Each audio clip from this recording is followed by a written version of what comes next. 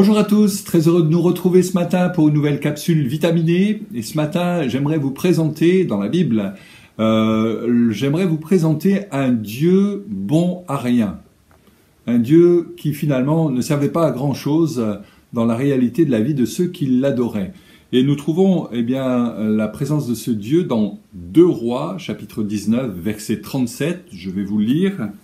Il est écrit ceci: « Sennachérib, roi d'Assyrie, leva le camp, partit et s'en retourna, il resta à Ninive. Or, comme il était prosterné dans la maison de Nisroch, son dieu, Adramélec et Sharezer, ses fils, le frappèrent avec l'épée et s'enfuirent au pays d'Ararat. » Voilà une bien drôle réalité d'une adoration qui n'a pas porté de fruits, bien au contraire. Dans le catalogue de toutes les divinités qui sont présentées dans la Bible, je crois que ce Nisroch est bien le plus inutile qui soit, en tout cas pour Sennachérib, qui est venu pour l'adorer dans un temps comme cela de dévotion, parce que ce Dieu-là n'est pas protecteur, puisque cet homme, alors qu'il est même dans le temple, dans ce temple à Ninive, en train d'adorer cette divinité, c'est dans ce lieu même saint qu'il va trouver la mort. Il n'est pas non plus le Dieu de la famille, on peut le dire, puisque ce sont ses 2 fils qui vont attenter à ses jours, et Sennachérib va mourir des coups portés par ses 2 propres fils.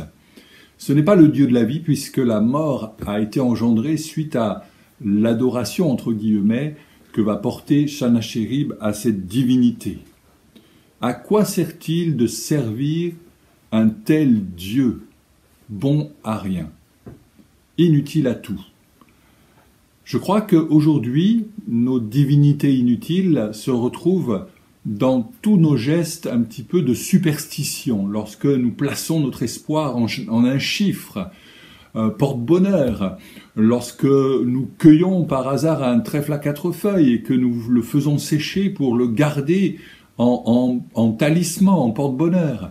Tout cela sont à l'image de Nisroch, à l'époque de Sennachérib, des divinités inutiles, superstitieuses, qui ne mènent à rien. C'est du vent.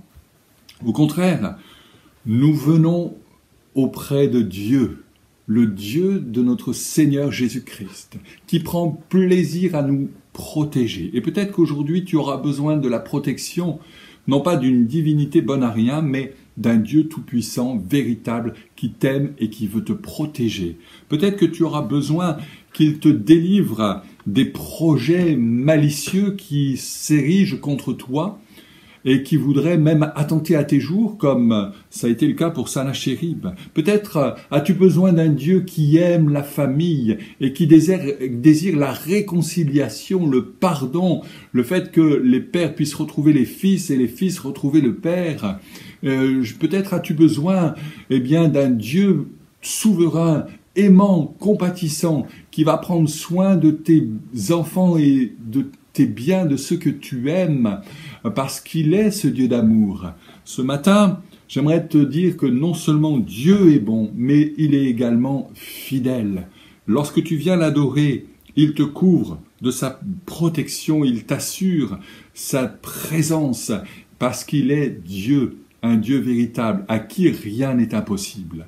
Alors ce matin, avant de partir au travail, j'aimerais que tu te rappelles que celui que tu aimes et que tu adores n'est pas un Dieu de bois, de métal, de carton, mais il est ce Dieu véritable qui règne au siècle des siècles. Il est ce Dieu vivant, puissant, capable de te protéger, de veiller sur toi. Et peut-être as-tu besoin de dire simplement: Seigneur, ce matin, délivre-moi de tout danger, de toute crainte, de tout ce qui m'est inconnu et qui pourrait être une source de peur, de fébrilité chez moi. Aide-moi, Seigneur, à placer toute ma foi dans ce Dieu vivant que tu es. Que ton nom soit béni. Voilà, que Dieu vous bénisse également et à très bientôt.